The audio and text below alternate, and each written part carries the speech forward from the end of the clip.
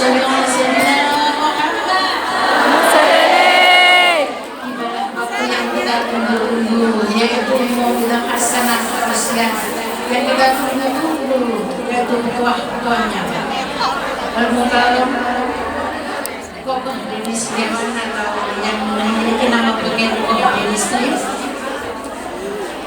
Ikroman wa takriman.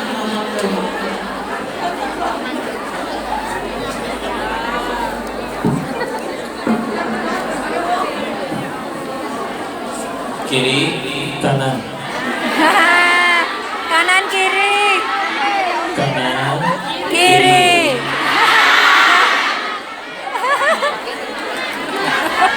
Ini kedengeran nggak? Dengar. Kedengeran. Tunggu. Segigi? Iki ae. Ya. Sing kono ya. Kiri ya? Nggih. Ki-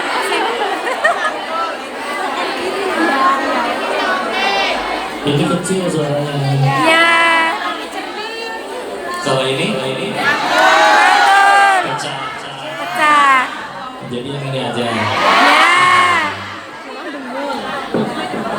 Kalah loh ya. Kalah, Bung. Yuk, silakan. Ada yang mau syahadat dulu. Ya. Nah, sih. Udah piye aku.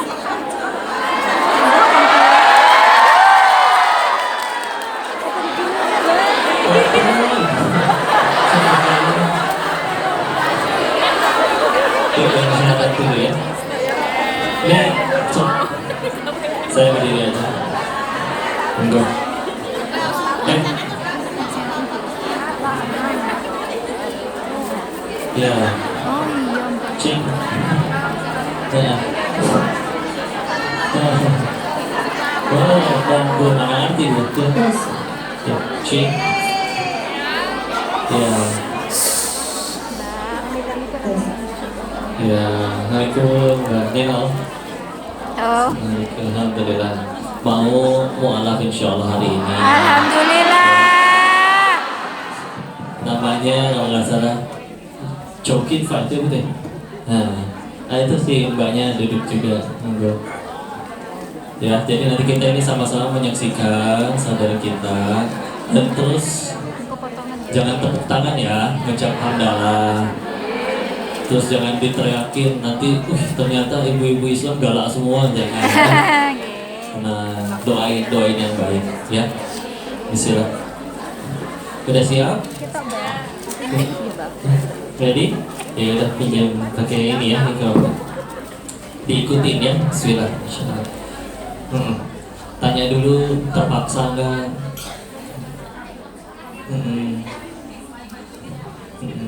Did someone force you to convert to Islam or you went by yourself? 你自己有吗？你自己有吗？都是期待的人告诉你，你应该是 Islam 还是你自己？哦，好的。Ya, mau dari ya, pasti itu dipastikan dulu terpaksa atau enggak ya? Ya. Yuk, bismillah. Bismillahirrahmanirrahim. Asyhadu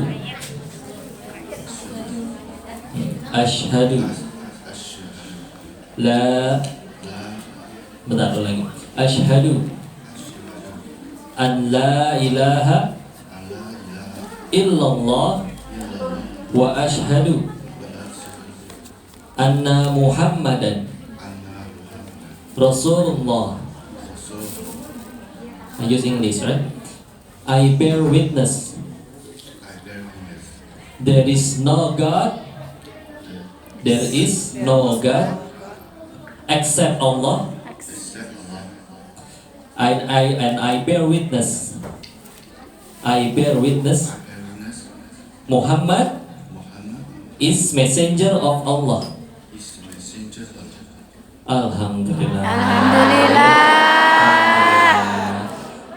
Kita doain dulu untuk beliau ya. A'udzubillahi minasyaitonirrajim. Bismillahirrahmanirrahim. Allahumma shalli ala sayyidina wa habibina wa syafiina wa maulana Muhammad wa Wasallim radhiyallahu ta'ala an kulli sahabati Rasulillah ajma'in.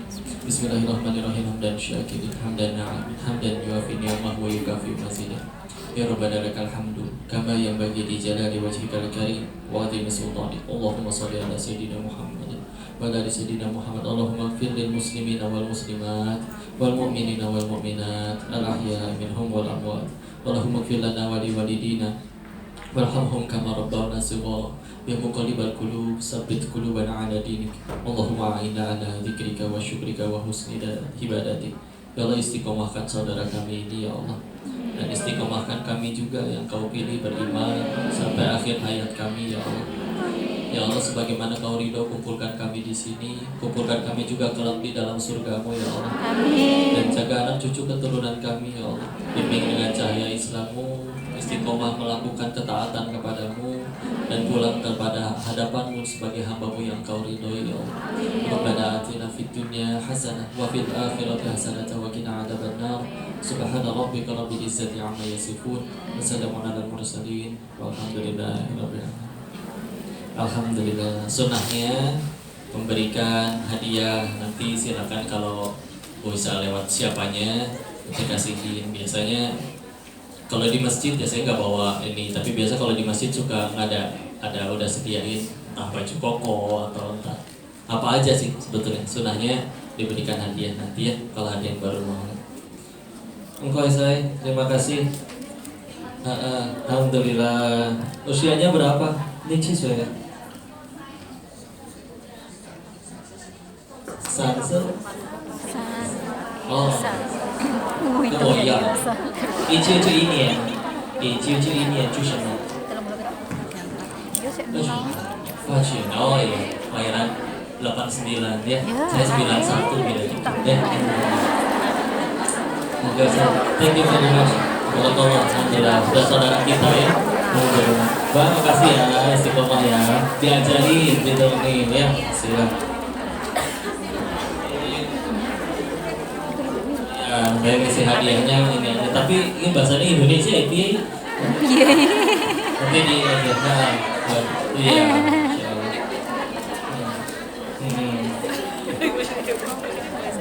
Libu.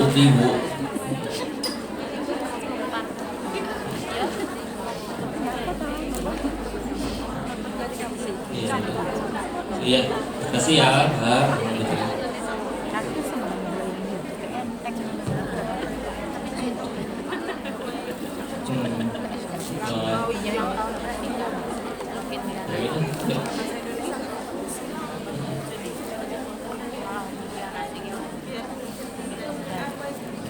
Bu, di sini aja. Ini kursinya, mejanya ketinggian. Kalau gini enak gak?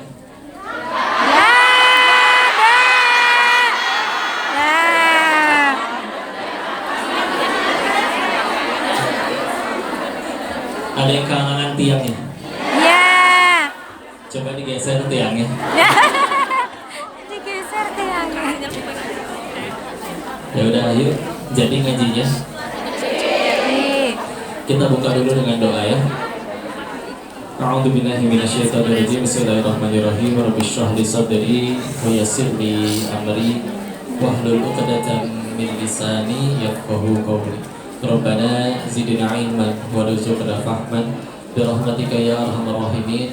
Subhanaka la ilma lana illa ma 'allamtana innaka antal alimul hakim. Allahumma inna nas'aluka ilman nafi'an wa rizqan thayyiban wa amalan mutaqabbalan. Amin ya rabbal alamin. Bismillahirrahmanirrahim. Assalamualaikum warahmatullahi wabarakatuh. Waalaikumsalam warahmatullahi wabarakatuh. Salam ibu, insyaallah. Ya sampun, kakek niki. Kakek niki. Kita ini Hongkong rasa Jawa. Saya ngikutin aja ya. Sakit situ-situ ya. Yuk sekali lagi kita bersyukur kehadiran Allah Subhanahu wa taala atas nikmat dan karunia-Nya. Alhamdulillah bisa ngaji bareng di sini lagi di Hong Kong. Amin. Salawat dan salam semoga selalu tercurah pada junjungan kita baginda Rasulullah Muhammad Sallallahu Alaihi Wasallam beserta para keluarga, para sahabat-sahabatnya, dan semoga Allah istiqomahkan kita meniti sunnahnya insya Allah. Salam takzim kami kepada seluruh jemaah yang sudah hadir, juga para panitia ya yang menjadi wasilah diadakan majelis ini. Mudah-mudahan kita bisa sama-sama gandengan tangan sampai ke surganya Allah insya Allah. Ada yang baru pertama kali ketemu? Ada. So, Bisa. ya. Berarti yang kemarin-kemarin ini belum datang, belum sempat. Belum. Piket. Nah, ya. nggak dapat libur. Iya. Alhamdulillah bisa silaturahmi yang sekarang. Yang nggak katakan berarti udah pernah ketemu. Udah. 3 kali. Pernah berserta bu? Ya. Nah, istiqomah ya. Istilah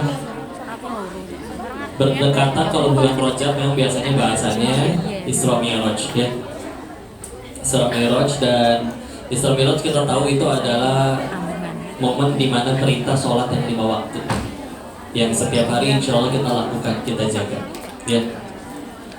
Maka yuk istilah kita bahas dari Isra dan Mi'rajnya dulu. Secara bahasa, Isra itu artinya perjalanan di malam hari ya, perjalanan di malam hari. Berarti kalau secara bahasa, kalian keluar dari tempat tinggal pergi beli roti ke 7-Eleven misalkan, itu juga Isra. Kalau secara bahasa artinya perjalanan di malam hari. Kalau secara istilah yang dimaksud di sini adalah berarti perjalanan dari Masjidil Haram ke Masjidil Aqsa ya. Mi'raj secara bahasa artinya adalah alat untuk naik ya. Alat untuk naik ya. Jadi kalau misalkan kita melihat eskalator secara bahasa juga itu Mi'raj secara bahasa. Tapi kalau secara istilah, jadi kalau ulama terdahulu itu udah bu banyak banget. Makasih ya bu.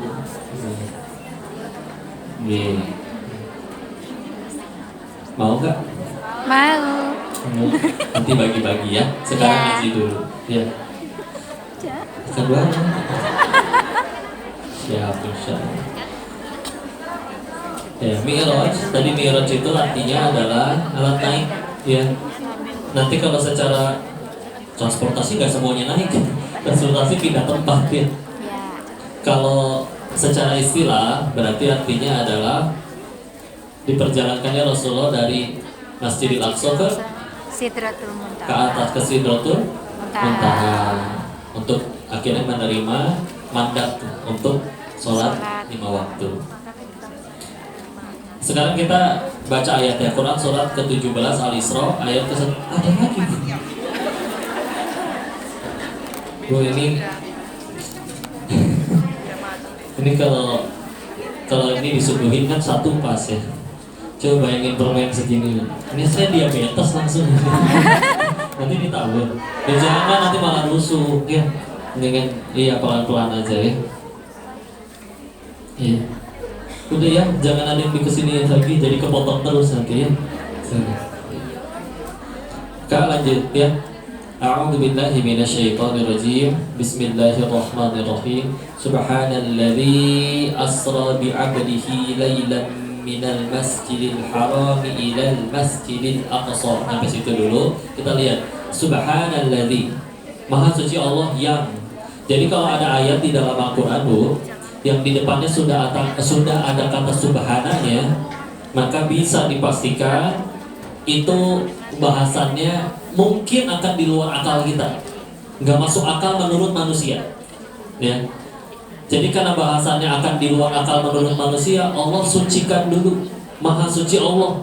Menurut kalian nggak masuk akal pun Allah, tapi nggak mungkin bohong. Ia suci dari segala kedustaan. Maka meskipun yang akan disampaikan menurut kalian gak masuk akal, ini pasti benar, karena Allah mempertaruhkan kesuciannya di situ. Ya, karena kan ketika akhirnya dikasih tahu ke orang-orang di zaman itu kan orang pada gak percaya, betul? Ya, maka depannya sudah ada subhana. Alladzi adalah yang asra. Asra itu memperjalankan diterjemahkannya.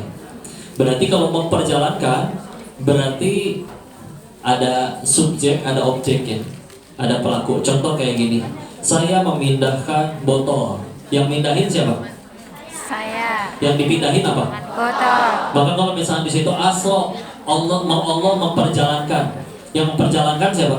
Allah. Yang diperjalankan siapa? Nabi Muhammad SAW. Maka misalkan begini, misal nih Bu ya, ada semut, bilang ke semut yang lain, semut ini misalkan tinggal di Jakarta. Terus si semutnya bilang ke teman semut yang lain, aku tadi pagi berangkat ke Bandung loh. Terus jam 6 pagi berangkat ke Bandung, jam 12 siang aku udah ada di Jakarta lagi. Kata teman-teman semutnya, wah kamu ngaco, yang benar aja kamu tuh semut, jalannya pelan kecil. Mana mungkin jalan dari Jakarta ke Bandung balik lagi ke Jakarta hanya dalam waktu 6 jam. Menurut semut tidak masuk akal.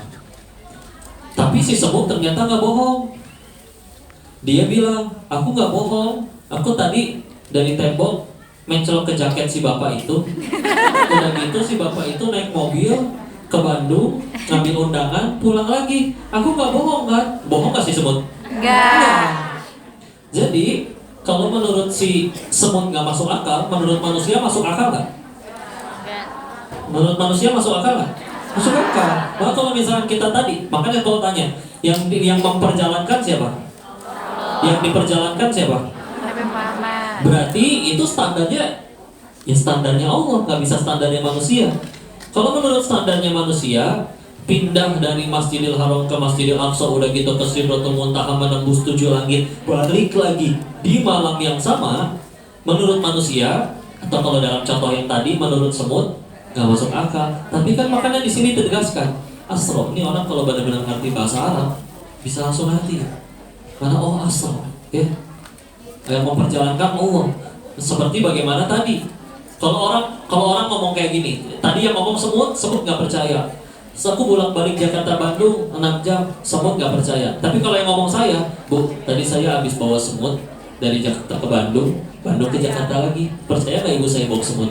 Ya percaya aja, karena ya emang bisa saya bawa semutnya kan. Iya. Nah, makanya ketika kita mengimani peristiwa Isra Mi'raj, ya begitulah, ya. Kalau menurut akal standar manusia, oh itu mustahil. Tapi kalau menurut standarnya Allah, apa yang mustahil bagi Allah? Semuanya buminya Allah, ciptaan Allah semuanya, ya. Jadi begitu, ya. Iya. Nah, dan sudah gitu dilanjutin subhanallazi asra bi 'abdihi. Nah, di situ kan tadi asra Allah memperjalankan, siapa yang diperjalankan? Hambanya. Hambanya siapa? Rasulullah Muhammad Sallallahu Alaihi Wasallam. Nah, di sini juga ada pengakuan hambanya. Jadi Rasul itu sudah diakui oleh Allah sebagai hambanya. Kadang kita juga suka ngaku, saya juga hamba Allah. Pertanyaannya, diaku nggak kita nanti sama Allah ini? Karena kalau kita ngelakuin hal-hal yang bikin Allah nggak mau ngakuin kita, naudzubillah. Ya kan seperti itu ya. Atau misalkan kayak gini ya. Misalkan semua orang mungkin bisa ngaku kenal Pak Presiden atau artis atau siapa. Tapi kalau ditanya, itu artis kenal kamu nggak? Enggak. Iya kan? Kita misalkan siapa di sini? Semua kenal Jackie Chan? Kenal. Ya, Jackie Chan tanya, Jackie Chan kenal ibu nggak? Enggak. Ya, gitulah kurang lebih. Nah, kita mengaku hamba Allah, tapi kadang bisa jadi ada perbuatan kita yang tidak layak untuk dianggap hambanya Allah. Rasul sudah diakui oleh Allah, hamba ini. Ya. Bahkan ada riwayat lainnya, meskipun lebih lemah, tapi bisa kita ambil pelajarannya. Jadi Rasul waktu diangkat Isra Mi'raj itu pernah ditanya sebetulnya, kau ingin dijadikan nabi yang sebagai raja atau dijadikan nabi yang sebagai hamba? Ternyata Nabi memilih yang sebagai hamba. Satu, Rasul ingat bahwa dulu Nabi Sulaiman alaihissalam pernah berdoa agar tidak ada yang punya kekuasaan di dunia sebagai raja ya, melebihi kerajaan Nabi Sulaiman. Maka ya sudah, dan ya sudah, namanya orang soleh mah di dunia seperti lewat aja, bukan segalanya. Boleh punya, tapi ya cuma jalan, ya, cuma jalan. untuk tambah dekat sama Allah. Ngobrol apa? Kata guru saya, kalau lagi ada yang ngobrol, saya harus menghormati. Diam dulu, silakan dilanjut. Sudah? Ya, bismillah. Dan ini alhamdulillah Isra Mi'raj itu kan akhirnya kita diperintahin sholat ya. Kita atau bahkan mohon maaf ya, bisa jadi yang mualaf nggak tahu kalau yang tadi, tapi pernah punya ada kawan yang bikin dia agak ragu untuk masuk Islam. Dia mikir kayak gini, wah serius sehari ibadahnya harus 5 kali, karena di kepercayaannya yang lama nggak harus 5 kali tapi seminggu sekali. Nah ini 5 kali. Orang-orang zaman itu Bu yang kita tahu kan belum ada teknologi seperti sekarang ya. Kita kalau panas ada AC, kendaraan ada ya. Di zaman itu kan zaman Nabi belum ada itu semua, listrik juga belum ada ya. Terus tahu-tahu ditambah tugas lagi, sehari 5 kali. Kita mau wudu kan gampang ya, air di mana-mana insya Allah mudah dicari. Di sana kan, oh ya Allah, padang gurun, gersang, nyari air itu masya Allah ya. Nah terus tahu-tahu ditambah kewajiban sholat 5 waktu yang sebelum sholatnya harus bersuci dulu. Kan kalau misalnya mungkin kita di zaman itu, aduh nambah lagi tugasnya ya. Tapi ternyata kalau kita baca sejarahnya, mereka malah senang. Kenapa? Karena jadi bisa langsung doa ke Allah. Karena ternyata kalau kita baca literatur dalam Islam, umat nabi-nabi sebelumnya itu kalau pengen doa itu harus lewat nabinya. Ya, karena kalau kita baca kisah Nabi Musa, katakan ya Musa kepada Tuhanmu, kayak yang di Al-Baqarah tuh, qul ud'u lana rabbaka yubayyin lana ma hi. Ditanyakan tuh, minta tanya. Umatnya nanya ke Nabi Musa tanyain ke Allah. Kami suruh potong Baqarahnya sapi betinanya kayak gimana? Jadi harus lewat nabinya. Dengan akhirnya ada sholat itu, mereka gak ketemu Rasulullah pun, udah ambil wudhu, sujud, bilang apa aja langsung semua. Jadi ketika akhirnya tahu, wah kita bisa kayak gitu, langsung ke Allah, gak harus lewat nabinya. Sedangkan semua nabi sebelum Rasulullah harus lewat nabinya dulu kalau pengen komunikasi ke Allah. Maka mereka malah senang sekali itu, masya Allah. Ya. Kenapa? Ada apa belakang? Tenang ya. Kadang-kadang gak suaranya sampai belakang. Ini kelihatannya ada speaker baru tambahan yang putih itu ya. Dulu terakhir kesini belum ada. Insya Allah membuat lebih jelas ya. Jadi gitu. Maka yuk, gimana kita ke Allahnya, gimana kalau kita ngerasa ada yang kurang nyaman dalam hidup kita, terus sadar berarti aku harus mulai memperbaiki. Mulainya dari mana? Dari sholat nih. Jaga aja, jaga sholatnya. Kalau saya insya Allah sholat tuh pasti, ya sudah tingkatin. Apa yang ditingkatin? Waktunya dulu pertama. Karena Abdullah bin Mas'ud radhiyallahu anhu pernah bertanya kepada Nabi, amalan apa yang paling Allah cintai? Dijawabnya 3 jawaban, tapi yang nomor 1-nya kan ternyata sholatu ada waktiha, sholat tepat pada waktunya. Jadi jangan ditunda-tunda. Drama bisa nunggu ya. Kerjaan, nah ini mungkin kadang ada yang, dan sebetulnya boleh ya. Misalkan kalian dokter, tiba-tiba lagi azan, ada orang benar-benar harus dioperasi saat itu juga. Nah kalau itu uzur, itu ada uzur. Kalau uzur maka diberikan rukhsah keringanan ya. Tapi kalau misalkan gak ada uzur sama sekali, yang ngehalangi cuma satu, waswas syaiton, bikin kita jadi malas, itu sebetulnya gak ada alasan ya. Karena ya kita punya masalah pasti, yang bisa beresin masalahnya cuma Allah. Terus ada waktu untuk supaya kita bisa minta tolong langsung, terus malah gak ditolong, malah kitanya gak mau minta tolong kan. Lucu ya. Ada yang udah minta tolong tapi udah gak yakin, pikirannya juga kemana-mana, sholat, udah mau kuliah kulhu melulu ya. Sekalinya ganti ina atau ina. Iya. Zuhurnya jam 3, asalnya jam 6, subuhnya setengah 10 kan. sekalian duha. Ya Allah, kata kalau mau jujur ya, ke surganya pengen, tapi Nabi Adam diusir dari surga, dosanya satu. Kita emang dosanya satu mau ke sana. Berarti pakai amalan yang mana? Pakai sholat yang mana? Yang itu, yang tadi. Nyari barang gak ketemu, giliran sholat ingat, oh iya di laci. Iya kan? Ada sholat pas rakaat 3 sujudnya lama banget. Yang lain udah bilang kayaknya khusyuk banget ya. Padahal lagi mikir habis ini tasyahud apa berdiri apa dulu. Allah. Mau sujud sahwi gak ngerti cara, udah pada ngerti belum cara sujud sahwi? Kalau lupa ini ya. Enggak, Nabi pun sengaja dibuat lupa oleh Allah supaya nanti ada petunjuk. Jadi kalau ditanya, kok Nabi sholatnya pernah lupa rakaat? Gak pernah. Tapi bukan Nabinya lalai. Sengaja Allah buat beliau lupa. Karena tahu nanti setelah Nabi wafat pasti ada umatnya yang lupa. Makanya supaya ketika Nabi lupa, akhirnya diajarkan cara sujud sahwi. Benar-benar tahu? Dibahas ya.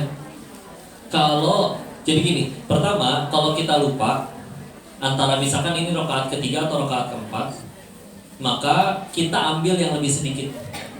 Ya. Kok kalau ternyata itu udah benar, nanti jadi 5 rakaat tuh, nanti bisa ditutup sujud sahwi. Karena ini mencegah ternyata udah kayaknya udah, padahal ternyata belum. Jadi ternyata sholatnya harus yang 4 rakaat jadi cuma 3 rakaat. Ya. Ibarat jadi jangan sampai kurang begitu ya. Jadi kalau misalnya kita lagi berdiri, ya Allah habis ini tuh, kalau misalnya tadi lagi sujud ya Allah habis ini tuh berdiri buat rakaat keempat atau langsung duduk ya. Saya lupa ini rakaat 3 atau 4. Maka ambil yang sedikit. Ambil yang sedikit. Ya udah anggap aja 3. Jadi dia berdiri lagi. Kalau ini sujud sahwinya. Kalau lupanya sebelum beres sholat, maka setelah habis tasyahud duduk yang tawarruk, maka takbir lagi sujud, takbir lagi duduk, takbir lagi sujud, takbir lagi duduk, baru salam. Jadi sujud lagi 2 kali. Ya. Bacaannya pun sebetulnya ada riwayat yang menyebutkan bacaannya, tapi juga ada dari guru-guru yang menyebutkan sebetulnya kita pakai bahasa kita kalau nggak hafal ya. Kalau perlu waktu nih buat ngafalin, minimal dalam hati kita bilang ya Allah, hamba berniat sujud syahwi menyempurnakan sholat hamba yang ada kekurangan atau terlebih atau kelebihan. Jadi kayak gitu pun udah sah. Ya, duduk. Nanti sekali lagi duduk, beres. Ya, salam, ditutup salam. Jadi ibarat kalau itu udah rakaat terakhir udah dua kali sujud tuh, subhana rabbiyal a'la wa bihamdi, itu udah. Nah, tapi karena tadi lupa nih, tambahin lagi 2 kali sujud, baru salam. Assalamualaikum warahmatullahi wabarakatuh. Itu kalau lupanya sebelum beres sholat. Kalau baru sadar lupanya setelah sholat udah beres, saat ini udah beres sholat, bahkan udah pindah ke meja makan, lagi mau makan, ya lupa. Itu juga bisa boleh, masih diizinkan. Selagi wudunya belum batal ya. Kalau batal ya wudu lagi dulu, ya. Kalau di situ memungkinkan untuk sujud, boleh langsung sujud di situ. Oh pakai bu, gitu. Enggak, maksudnya kan sebetulnya syarat sholat tuh nggak wajib pakai mukena bu. Yang penting menutup aurat. Jadi kalau misalkan ibu ini kan syar'i nih, ini bu tanpa mukena boleh sholat seperti ini. Ya, jadi ibu masih pakai pakaian seperti ini udah pindah tempat itu boleh, ya boleh. Jadi tinggal langsung apakah diulang kok atau gimana? Kalau bicara sujud syahwi udah langsung sujud 2 rakaat, 2 kali sujud. Begitu beres sujud yang kedua salam lagi, seperti itu, ya. Dan jedanya ada maksimal nggak berapa lama? Ya, insya Allah harusnya nggak terlalu lama ya. Baru ingetnya 2 tahun lagi kan. Sebenarnya tidak ada batasan. Cuma masa aja kalau udah ketabrak sama waktu sholat lagi selanjutnya. Ya. Jadi selagi belum batal, sudah pindah tempat pun, jadi boleh dilakukan sujud sahwi seperti itu. Tinggal dilihat lupanya kapan. Kalau enggaknya masih di dalam sholat, berarti sujud sahwinya sebelum salam. Kalau misalkan ingatnya setelah beres sholat, maka ya sudah. Misalkan di situ nggak bisa wudu, ya nggak bisa sujud, tempatnya tidak memungkinkan. Ya, misalkan ingatnya di di kereta ya, di kereta bawah tanah tuh lagi padat tuh, rumah saya sujud di situ, ya sudah nanti pas nyampe boleh, pas nyampe kediaman tempat tinggal. Padahal tadi sholatnya di sini misalkan, zuhur nanti pulang, oh iya tadi saya lupa, nanti pas nyampe rumah. Ya kecuali kalau misalkan batal, di wudhu lagi dulu. Ya ini mah tambahan pengetahuan ya istilahnya. Dan sekali lagi, yuk dahulukan sholatnya. Aslinya kan kita hidup itu diciptain untuk ibadah, itu udah tahu semua ya. Wa ma khalaqtul jinna wal insa illa liya'budun. Jadi kita kerja, ada yang dagang, ada yang jadi dokter, ada yang apapun itu cuma nunggu waktu, ngisi waktu luang untuk tugas kita yang sebetulnya, yaitu sholat. Ya. Jadi silakan mau ngisi waktu luangnya ngapain aja. Tapi tugas kita yang asli sholat. Ya. Maka dahulukan. Ketika kita ngedahuluin Allah, Allah juga dahuluin kita, beneran. Saya berani mengajak, ayo cobain minimal 2 pekan dulu aja, dijaga benar-benar 5 waktunya, baru berubah pasti hidup. Kalaupun masalahnya belum selesai, hatinya sudah Allah ubah. Kalau dulu mungkin galau, nangis, gelisah, tersenyum saja berat, sekarang bismillah lebih ringan. Ya, lebih adem. Karena ya bicara masalah ya, kalau mau jujur, kita punya masalah. Yang di luar yang lagi maksiat dan tidak berislam juga punya masalah. Ya, selevel Nabi juga masalah punya. Bahkan level masalah mereka lebih berat, betul ya. Tapi ya, yuk kita pikir lagi. Ini ada pernah orang nanya kayak gini ya. Kok 2023 bagi saya tahun yang sial? Saya tanya, emang kenapa Pak? Dijawab, tahun itu saya diturunin dari jabatan. Saya bilang, perasaan Bapak naik jabatan tahun itu 3 kali, turun cuma 1 kali. Ya kok sial sih? Sedangkan ada orang yang saya tahu gak pernah menjabat apapun, tapi gak ngerasa sial. Jangankan jadi direktur seperti Bapak, ada yang jadi ketua grup WA aja gak pernah. Karena kan jadi ketua grup WA tuh gampang banget. Ibu tinggal bikin grup sendiri, udah jadi itu ketua. Terserah mau ada yang pelantikan, ibu ntar pakai mahkota, santija, potong pita, merayain apa, jadi ketua grup WA. Ya, ada kan orang yang gak pernah menjabat apa-apa, tapi gak ngerasa sial, gak ngerasa menderita. Maka ya sudah, harus ada perubahan juga. Bahagianya kita itu di mana? Karena kalau sekali lagi bahagianya masih belum di Allah, bahagianya masih selalu yang aku suka, mau sampai kapan? Siapa nih dulu ya. Dulu siapa yang waktu sekolah, saya mah yang penting lulus aja. Ya.